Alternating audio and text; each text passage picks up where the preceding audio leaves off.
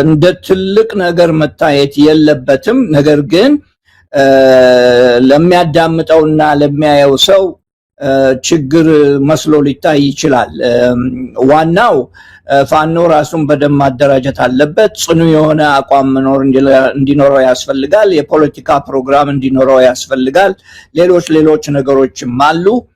እስካሁንም ይሄ ያልሆነበት ምክንያት ሊገናኙም አንድም ለመሆን ያልቻሉበት ምክንያት ምናልባት በእንደዚህ አይነት ሰዎች ሊሆን ይችላል እና በዛ መልክ ነው ያየሁት እኔ መሳይ። ፕሮፌሰር ተሾመ እንግዲህ የኮሎኔል ፋንታውን ሙሃባ ወደ ብልጽግና መንደር መግባት የብልጽግናው መንደርን በዚህ ደረጃ የሚያስቦርቅ ሆኖ መገኘቱ በራሱ ከለቱ ክስተቶች አንዱ ሆኖ ነው ያየነው። ከዚህ በፊት ማስረሻ ሰጤ እጅ የሰጠ ጊዜ የፋኖ ትግል ያበቃ በአማራ ክልል ከዚህ በኋላ ጥይት የማይተኮስ የፋኖ ኃይሎች ጓዛቸውን ጠቅልለው ወደ ብልጽግና ካምፕ ይገባሉ የሚል ግምት ወስደው ነው በዛ ደረጃ ደስታቸውን ሲገልጹ የነበሩትና ያልሆነም እንደውም ከዛ በኋላ እንደ ጎርፍ የምርኮኞች ማዕበል ነው። ዛሬ ተመሳሳይ ነው። ትግሉ ይቀጥላል። በግለሰቦች ላይ የቆመ ትግል አይደለምና በዚህ ደረጃ እንዴት አየዋቸው ብልጽግና መንደር ያለውን እንደው አጠቃላይ እንቅስቃሴ? ጥሩ ጥያቄ ነው። ሰው ባለው ነው የሚሰለፈው አይደለ? ደግሞ ከሌለህ ደግሞ ያለችህን አጋነህ ነው የምትናገረውና በተለይ በመንግስት በኩል እንደዚህ አይነት ነገሮች ሲፈጠሩ ትልቅ የፖለቲካ የፕሮፓጋንዳ ፕሮግራም ሊያወጣበት የሚችል አይነት ነገር ስለሆነ በዚህ ላይ ብዙ እኔ አልደነቅበትም፣ ብዙም አይደነቅም። ለምን ቢባል ይሄ አዲስ ነገር አይደለም። ቅድም እንዳልኩት በማንኛውም ድርጅት የሚሆን ነገር ስለሆነ ተደጋጋሚ ነገር ስለሚሆን ወደፊትም አንድ ዘመነ ካሴ ያለው ነገር ነበረ ቆይቷል። ምናልባት አመት ሊሆነው ይችል ይሆናል። እንኳን ውጪ በረሃ ውስጥ ሆነን ወደ አዲስ አበባም ጠጋ ስንል የሚሸሹና ሚናቸውን የሚለውጡ ሊኖሩ ይችላል የሚል ነገር ተናግሮ ነበረ ይመስለኛል። እና ያንን ስናስታውስ የአብይ መንግስት በብዙ ችግሮች ውስጥ ስላለ በዚህ በጸጥታና በጦርነቱ የተነሳ ብዙ ችግር ውስጥ ስላለ ትንሽ ነገርም እንዳው ሲያገኙ እያጋነኑ የሚናገሩበት ሁኔታ መሆኑን ሁላችንም እንገነዘባለን። በዛ መልክ መታየት ይኖርበታል። ይሄ እንግዲህ ፕሮፌሰር ተሾመ ሌሎች ሀገራዊ ጉዳዮችን አጠራጠር አድርገው አስተያየት እንዲሰጡበት በማድረግ ነው ወደ ዋናው ርዕሰ ጉዳያችን የምንገባው። ሌላው የሚነሳው ነገር የአብይ አህመድ የሰሞኑ የዲፕሎማሲ ሩጫ ነው። ከጅቡቲ መንግስት ጋር ዛው ጅቡቲ ድረስ በመሄድ ደጅ የጠኑበት ሁኔታ እንደዚሁ በተለየ ሁኔታ ሲነሳ ነበርም። የቀረ ባለስልጣን የለም፣ ሁሉንም አስከትሎ ነው ወደ ጅቡቲ ያመራው። ከጅቡቲ በኋላ ደግሞ ወደ አቡዳቢ የተባበሩት አረብ ኤሚሬትስም አቅንቷል። ምናልባት ወደዛ የሄደበት ጉዳይ በመንግስት ሚዲያዎች ሽፋን አላገኘም። ሚስጥራዊ ነው የተባለው በሚስጥር ነው ወደዛም አካባቢ ያቀናው። በአሁን ሰዓት የተባበሩት አረብ ኤሚሬትስ ከተለያዩ ቦታዎች እጇ እየተቆረጠ ይገኛል። የመን ላይ ያላት ሚና በሳውዲ አረቢያ ጫና ያው ከዛ ሙሉ በሙሉ ለቃ ወጣለች። ዛሬ የሶማሊያ መንግስት ሙሉ በሙሉ ከተባበሩት አረብ ኤሚሬትስ ጋር ግንኙነቱን በማቋረጡ ሶማሊያ የሚገኙ የተለያዩ የደህንነት የስለላ በመረጃ ደረጃ የሚንቀሳቀሱ በወታደራዊ አታሼ የሚያሉ በሙሉ የሷ የሚባሉ ነገሮችን ከሶማሊያ ማስወጣቷን የሰማ ነው። የሱዳን መንግስትም እንዲሁ በቅርቡ የተባበሩት አረብ ኤሚሬትስ እጆች ከሱዳን ይቆረጣሉ ሲሉም ገልጸዋል። ይቺ ሀገር የገባችበት ቦታ ሁሉ አብይ ከስር ቱስ እያለ አብሮ ይገባል። መቼም ቅጥረኛና አሽከር ሆኖ ለዚች ሀገር እየሰራ ያለ መሪ በመሆኑ እንደ ኢትዮጵያዊ እናፍርበታለን። እችን ገናና ሀገር የብዙ ሺህ ዓመት ታሪክ ያላትን ባለፈው በ1960 ዓመት ለተቆረቆረችው ሀገር እንደዚህ ደጅ መጥናትና እጅ መስጠት እንደ ኢትዮጵያዊ ያዋርዳል። ለማንኛውም ጅቡቲ ደርሶ ወደ አቡዳቢ ያመራውም የተለየ ምክንያት አለው። ይህንን ክስተት እንደው ነጥቦችን ሲያገናኙ ምንድነው መረዳት የሚችሉት ፕሮፌሰር ተሾመ? በጣም ትልቅ ጥያቄ ነው። ይሄ ጥያቄ ግሩም ጥያቄ ነው። ስላነሳሁም በጣም አመሰግናለሁ። በቀላሉ ማየት የለብንም። ይሄንን ያነሳሁን ጥያቄና እየሆነ ያለውን ነገር በቀላሉ ማየት የለብንም። ለምን ጊዜ ስጠኝና ትንሽ እኔም የጻፍኩት ነገር ስላለ በዚህ ጉዳይ ላይ ለማስረዳት ልሞክር። ኢትዮጵያ በአምባገነኖች እጅ ከወደቀች በኋላ በሌሎች አገሮች በጎ ፍቃድ የምትኖር ሀገር ሆናለች። ልድገመው። ኢትዮጵያ በአምባገነኖች እጅ ከወደቀች በኋላ በሌሎች አገሮች በጎ ፈቃድነት የምትኖር ሀገር ሆናለች። ይሄን ካልኩኝ በኋላ የኢትዮጵያ መሪ ከሀገር ወደ ሀገር ሩጫ ከዚያም በላይ ደግሞ አንዱን ሳይጨብጥ ወደ ሌላ ቦታ መግባቱ፣ ከአንድ አጀንዳ ወደ ሌላ ቦታ መግባቱ መዞሩ ይሄን አሁን ያልኩትን የሚደግፍ አስተያየት ነው። ባለፈው ሳምንት ሁለት ጽሁፎች አስነብቤያለሁኝ። አንዱ እስራኤል ለሶማሌላንድ በሰጠችው ዕውቅና በዛ የተጀመረ የዛ ደግሞ መጀመሪያው ኢትዮጵያና ሶማሌላንድ የፈረሙት ግንኙነት ኤምኦዩ የሚባለው በዛ የተነሳ በመሆኑ ያ ያመጣውን መዘዝ በደንብ አድርጌ ያስቀምጫለሁ። በቦርክና ላይ ለማንበብ ይቻላል። ያ ያመጣው መዘዝ ትልቅ መዘዝ ነው። አንዱ ዋናው መዘዝ ለአድማጮቻችን እንዲመች ብዬ ነው። ዋናው መዘዝ ከእንግዲህ ወዲያ ዕውቅና ነው እንጂ ሉዓላዊነት አስፈላጊ አለመሆኑን ወይንም ደግሞ ሉዓላዊነት ብቻውን ጠቃሚ አለመሆኑን የሚያስረዳ ነው። ያ የጻፍኩት ጽሁፍ ይሄንን ለማስረዳት የሞከረ ነው። ከዛ ቀጥዬ ደግሞ ከሁለት ቀን በኋላ ነገሩን እያጠናሁት ስለነበረ የተባበሩት አረብ ኤሚሬት ትልቅ ዋና ተዋናኝ ሆና መምጣቷ፣ ትንሽ ሀገር ነች፣ ነገር ግን ከአቅሟ በላይ በአፍሪካና በሌሎችም በሚድል ኢስትም በኩል በመካከለኛው ምስራቅ የምትሰራው ስራ በጣም በጣም አስጊ መሆኑን ሁላችንም መረዳት አለብን። ደጋፊ ይሁን እንጂ ለኢትዮጵያ በአሁኑ ጊዜ በጣም አደገኛ ስራ ላይ ነው ያሉት። ያስቀመጥኩት ጽሁፍ በሊቢያ ያደረጉትን የሚተነትን፣ በግብፅ ውስጥ እያደረጉ ያሉትን የሚተነትን፣ በየመን ውስጥ እያደረጉ ያሉትን የሚተነትን፣ ከዚያም በላይ ደግሞ ሱዳን ውስጥ እያደረጉ ያሉትን የሚጠቅስ፣ እነኚህ ደግሞ ችግሮች ያመጡት በኢትዮጵያ ላይ ያመጡትን መዘዝ የሚጠቅስ ጽሁፍ አስቀምጫለሁና ሰዎች ህዝቡ እዛ ላይ ማንበብ ይችላል። ስለዚህ ነው ይሄ በቀላሉ መታየት የለበትም። ኢትዮጵያም በዚሁ የተነሳ በሌሎች አገሮች በጎ ፈቃድ መኖር ላይ ያለች የወደቀች ሀገር መሆኗን በእርግጥ የሚያሳይ ነው።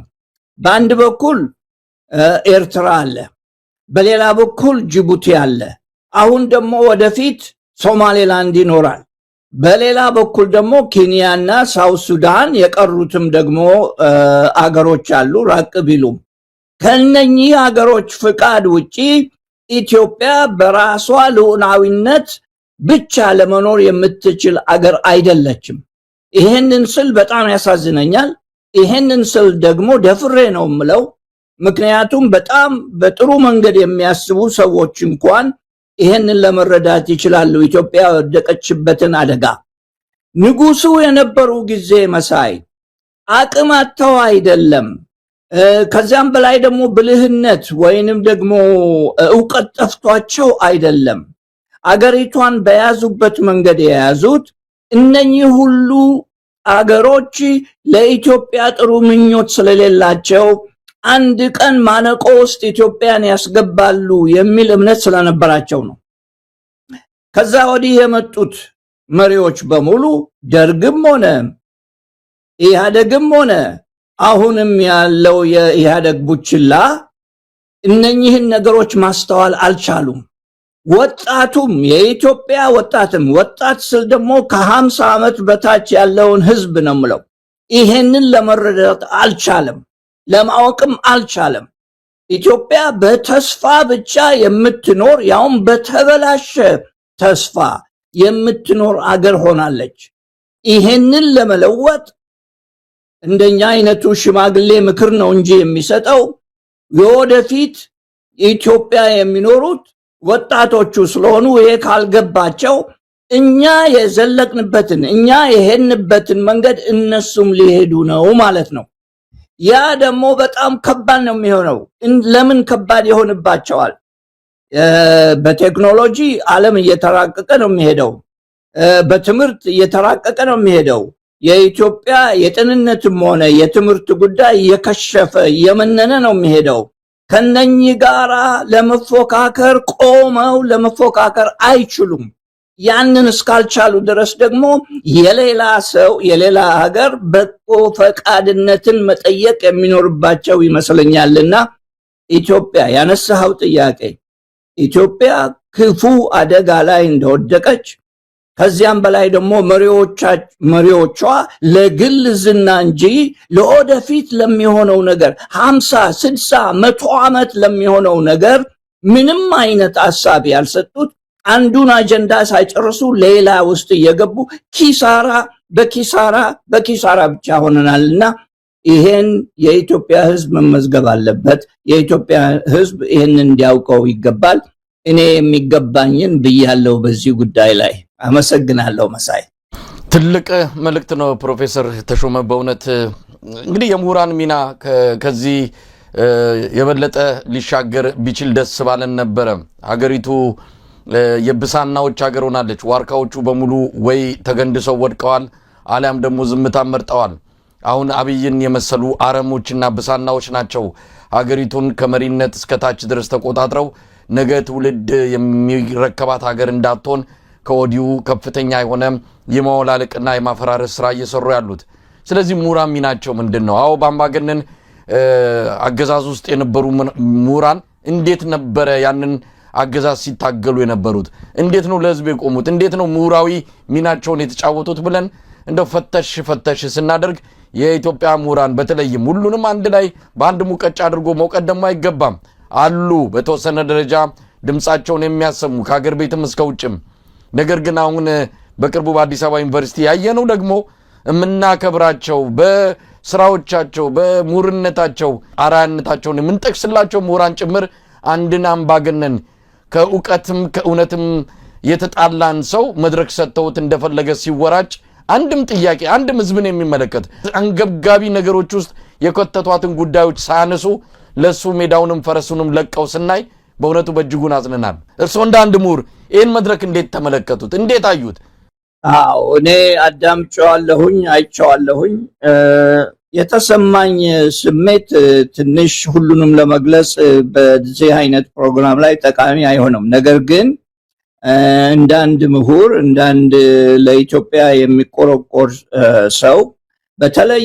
ደግሞ የትምህርትን ዋጋ የሚረዳ ሰው የትምህርት ዋጋ ወይንም ደግሞ ፊደልን ማንበብ ብቻ ሳይሆን ዲግሪን መሸከም ብቻ ሳይሆን አክሽን ነው ለስራ ነው ሰው የሚማረው አንድ ውጤት ለማምጣት ነው እንጂ ይሄ ነገር አለኝ ብሎ ለማለት አይደለምና በተደረገው ውይይት በእውነትም ጠቅላይ ሚኒስትር ስለሆነ ያለውን ማለት ይችላል ማቆምም ላይገባ ይሆናል አቁም ማለትም ላይገባ ይሆናል ነገር ግን ከተደረገው ንግግር በኋላ ጥያቄ አለመጠየቅ ስለ ኢትዮጵያ ኢኮኖሚ ስለ ኢትዮጵያ የፖለቲካ ሁኔታ ስለ ኢትዮጵያ የሶሻልና የጤና ሁኔታ አንድም ጥያቄ ባለመነሳቱ ካሁን በፊት የነበሩ ምሁራንና አሁን ያሉትን ምሁራን ስታወዳደራቸው ኢትዮጵያ ምን አይነት ኪሳራ ውስጥ እንዳለች የሚያሳይ ነው ይሄ የሚያሳይ ነው እና ይሄ በጣም ያሳዝናል ለምን ተነስተው አልዘለፉም ማለት አይደለም ነገር ግን የተሰጣቸው መብት አንድ የተማረ ሰው በእውቀቱና በሚያውቀው የተሰጠው ራይት ወይንም ደግሞ ኃላፊነት የተሳሳተ ነገር ሲኖር መናገር፣ ጥያቄ መነሳት ሲኖርበት ማንሳት፣ ከዚያም በላይ ደግሞ የተጎዳ ሲኖር አትጉዱ ብሎ መቆም፣ ለሌላው መቆም፣ ከዚያም በላይ ደግሞ ዕውቀትም ጊዜ ሲሰጠው ማስተላለፍ ነው። ጠቅላይ ሚኒስቴሩ በተናገሩበት ሁሉንም ነገር ለማለት አልፈልግም፣ ቢዘልፉም ባይዘልፉም ምሁራኖቹ ማለት የነበረባቸው ማስተካከል ነው። በአነጋገራቸው በጥያቄዎቻቸው ማስተካከል ነበረበት፣ ግዴታ ነው ያለባቸው። ይሄ የምሁራን ግዴታ ነው። ኢትዮጵያ ውስጥ እየሆነ ያለው ምሁራን ግዴታውን ለደሞዝ ብቻ ከተቀመጥክ ዋጋ የለውም። አንተ አሜሪካ ለምን ተቀመጥክ ትሉኝ ይሆናል። በዚህ የተነሳ እኔ አሜሪካ የተቀመጥኩት በንጉሱ ጊዜ ነው። ኦኬ፣ ከዛ በኋላ ደርግ ሲመጣ የኔ የተማርኩን ትምህርት ፍላጎት የለውም። በዛ የተነሳ ነው እና መኖሪያዬን እዚህ አድርጌያለሁ፣ አሜሪካ አድርጌያለሁኝ እና እዚህም እያለሁኝ የምናገረው የምጠይቀው ጥያቄዎች ለኢትዮጵያ ሕዝብ የቆመ ጥያቄ ነው እና ምክንያቱም ኃላፊነት ስላለብኝ ነው። ዝም ብዬ ቤቴ ቁጭ ማለት እችላለሁ፣ ግን ሁላችንም ኃላፊነት አለብን። አለበለዚያ የትምህርት ዋጋ ምን እንደሆነ ለወጣቱ ማስረዳት አንችልምና እና በዛ መልክ ነው የምሁራኑን ጉዳይ ያየሁት። ምናልባትም የደሞዝ ጉዳይ አለ፣ ምናልባትም ደግሞ የሹመት ጉዳይ ሊኖር ይችላል። ከዚያም በላይ ደግሞ አልፎ የተወዳጅነት ነገር ሊኖር ይችላል። አንዳንዶቹ እዛ የነበሩትን አውቃቸዋለሁ፣ አንዳንዶቹንም ደግሞ በጣም የማከብራቸው ሰዎች አሉ እዛ ውስጥ እና ጥያቄው አለመነሳቱ፣ ሰውየውም ሲሳሳት ተሳስተሃል በዚህ በኩል በሌላ በኩል መሆን የለበትም ወይ ብሎ ጥያቄ ያለማንሳታቸው በጣም ገርሞኛልና እንግዲህ ምን ይደረግ፣ ሁሉም ባለበት የራሱን ኃላፊነት መወጣት ነበረበት ባይነኝ። በዛ የተነሳ መሳይ እንደው ፕሮፌሰር ተሾመ ከምሁራኑ ባሻገር አባጭሩ እንዲመልሱት ነው የአብይን በዛ መድረክ ላይ መቅረብ። እንግዲህ የዩኒቨርሲቲው 75ኛ ዓመት ክብረ በዓል ነው። እንደተሰጠው መግለጫ ከሆነ የዩኒቨርሲቲው ተማሪ በመሆኑ ይላል። የዩኒቨርሲቲው ተማሪ ስለመሆኑ ምንም አይነት ማስረጃ አላየንም። መመረቁን ግን የሚገልጽ አለ። የዩኒቨርሲቲ ተማሪ ሆኖ ክላስ መግባቱን ወይም ደግሞ በአንድም ይሁን በሌላ ትምህርት መከታተሉን የሚያሳይ አንድም ማስረጃ ሊቀርብ አልቻለም። የምናውቀው ሌላ ነገር ነው። እንደዛም ይሁን አንድ መሪ ስለ ምሁር ትንታኔ ሊሰጥ ሲመጣ ምን ማለት ነው? ጥናታዊ ጽሑፍ ነው ያቀረበው። እንደው በጥናቱ ላይስ ምን አለ? ምሁር ማን ነው የሚለውን ብያኔ ሁሉ ሰጥቷል። አብዮተኛ ምሁራን፣ ተስፈኛ ምሁራን እያለ በራሱ የፖለቲካ መነጽር የተመለከታቸውን ምሁራን ከፋፍሎ ነው ምሁራን ምን እንደሆኑ የገለጸበት። ግን ከቀረበው ነገር ውስጥ ምን ያገኙት ነገር አለ?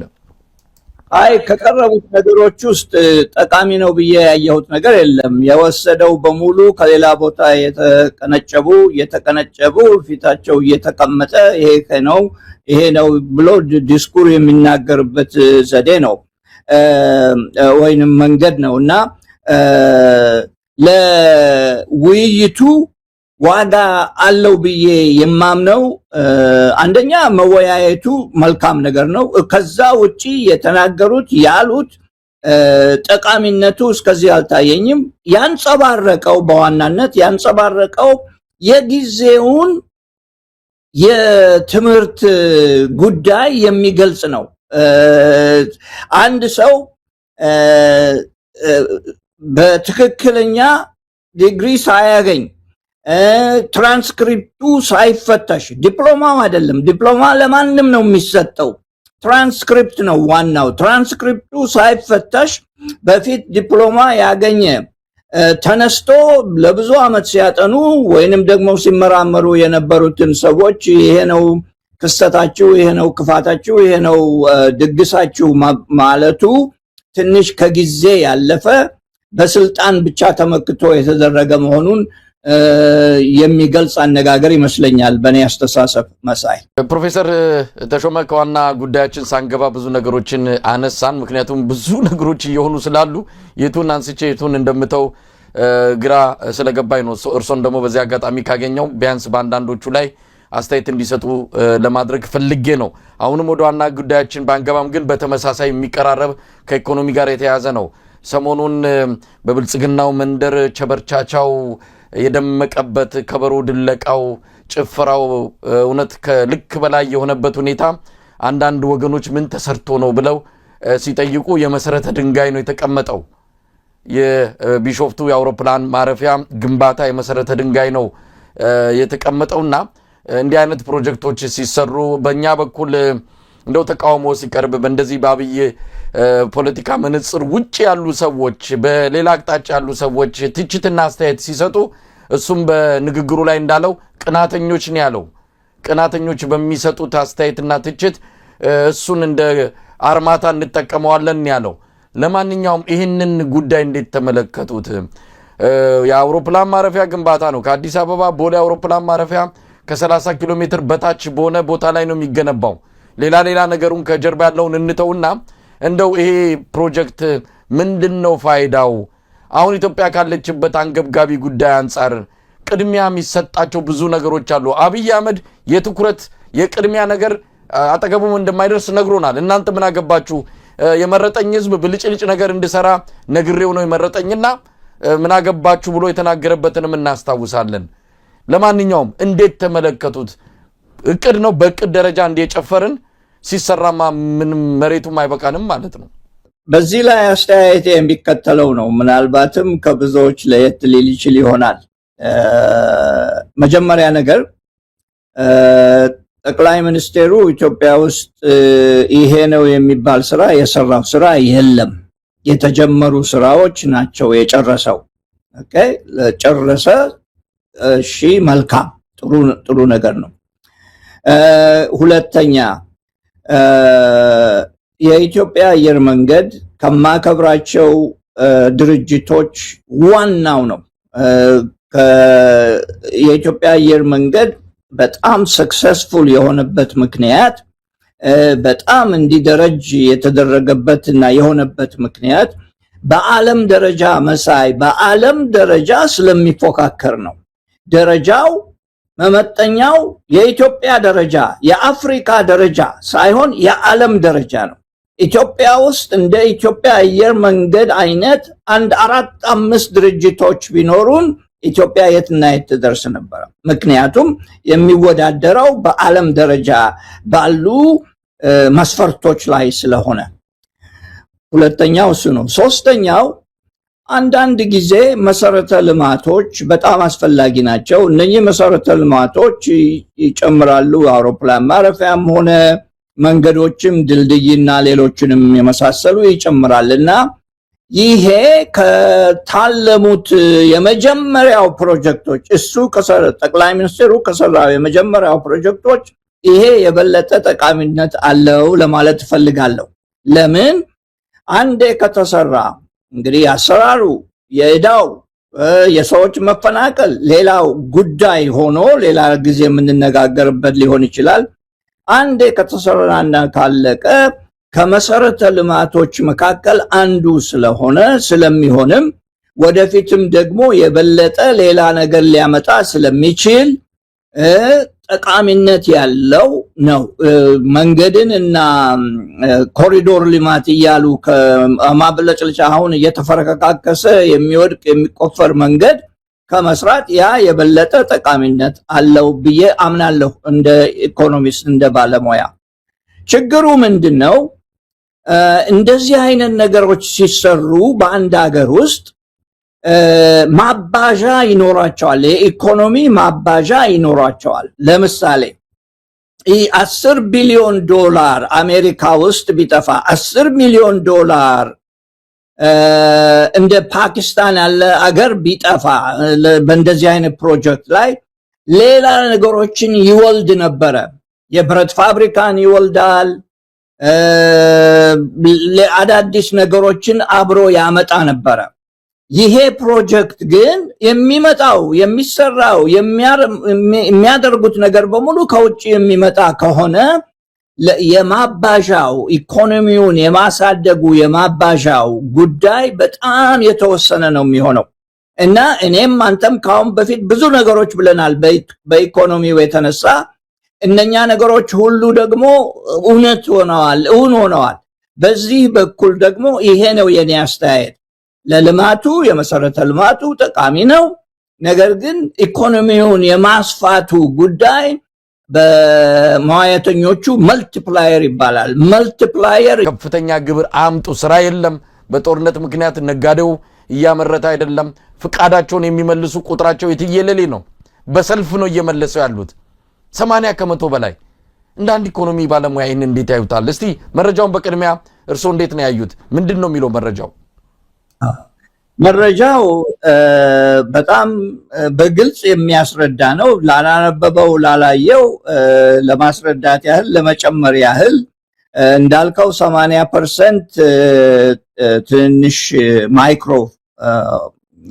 ማይክሮ የሚባሉ ኦርጋናይዜሽንስ ወይንም ደግሞ ፍቃድ የተሰጥቷቸው በዛ ላይ መተቸት አያስፈልገኝም። ምክንያቶቹ ምንድናቸው? ይሄ ትልቅ ዕዳ ነው። ይሄ በጣም አስደንጋጭ ነው። ኢኮኖሚስቶቹም እንደሚሉት አንድ ሁለት ኢኮኖሚስቶች የሚሉትን ለማየት ሞክሬያለሁ። በዚህ ጉዳይ ላይ አይቼዋለሁኝ። በጣም አስደንግጧቸዋል። ለምን? ኢትዮጵያ ውስጥ ያሉት ማይክሮ ድርጅቶች ናቸው፣ ትንንሾች ድርጅቶች ናቸው። እነኛ ድርጅቶች ከጠፉ አቅራቢነት በጣም ተበላሸ ማለት ነው። በጣም ይወስነዋል። የአቅራቢነትን ጉዳይ የምርት አቅራቢነትን ጉዳይ ይወስነዋል። እና ምክንያቶቹ በምን ምክንያት ነው ብዬ ስጠይቅ አንዳንዱ ምናልባት የደንቡ ለውጥ ሊኖር ይችላል። በደንብ ለውጥ የተነሳ ተሰርዞም ወይንም ደግሞ አልፈልግም ብለው የተቡ ሊኖር ይችላሉ። ሁለተኛ የታክስ ብዛት አንተ እንዳልከው የበዛ ስለሄደ ከታክሱ ከሚከፍሉት በላይ ሆነባቸው አቅም ስላጡ ከእንግዲህ ወዲያ ከዚህ ጋር አልታገልም ብለው ያቆሙ የሰረዙ ሊኖሩ ይችላሉ። ሶስተኛ የማክሮ ኢኮኖሚ ችግር ስላለ በአገሪቱ ውስጥ ተውጠው ሊሆን ይችላል። በችግሩ ተውጠው ለማቅረብ ከውጭ ሀገር የሚመጣልህን የምታገኘውን ለሌላ ሰው ካላቀረብክ በስተቀር እንዴት ስራ ጀምረክ ድርጅት ጀምረ ቁጭ ብለ እጅህን አጥፈህ አትቀመጥም። እንደምናውቀው የፎሬን ኤክስቼንጅ ችግር አለ። ያ ሁሉ ከስራ የበተነው ያወጣው ያከሰረው ሰው ማለት ነው ብለን ተናግረን ነበር። ይሄንን በፊትም አሁን እያየነው መሆኑ ስለሆነ ይሄ ነገር በጣም አስገርሞኛል። የብድር ችግር አለ ወይንም የክሬዲት ማጣት ያ ከሆነ ደግሞ ድርጅት ከፍቶ የሚቀመጥ ሰው